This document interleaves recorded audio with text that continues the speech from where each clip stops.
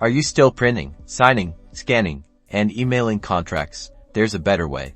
Today, we're diving into how to sign a contract and send it to someone using Docusign, making your life easier and your business faster.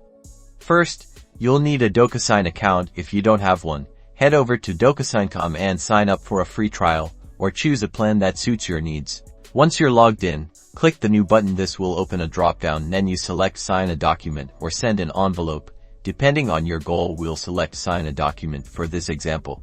Now, upload the contract you need to sign. You can drag and drop the file directly into the designated area, or browse your computer to select the file. Docusign supports various file formats like PDF, Word, and more. Once the document is uploaded, it will appear on your screen. Now, it's time to add your signature. Look for the sign or signature icon on the left-hand menu. Drag and drop this icon to the appropriate place in the document where you need to sign. A window will pop up allowing you to adopt a signature. You can choose to draw your signature, type it in, or upload an image of your signature. Pick the option you prefer and create your signature. Once satisfied, click Adopt and Sign.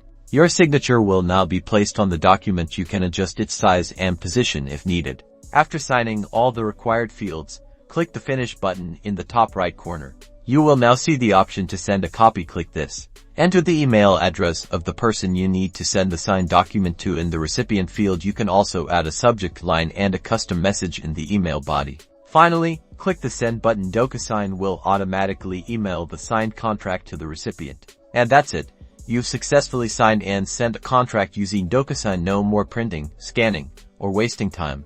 Streamline your document workflows with the power of digital signatures.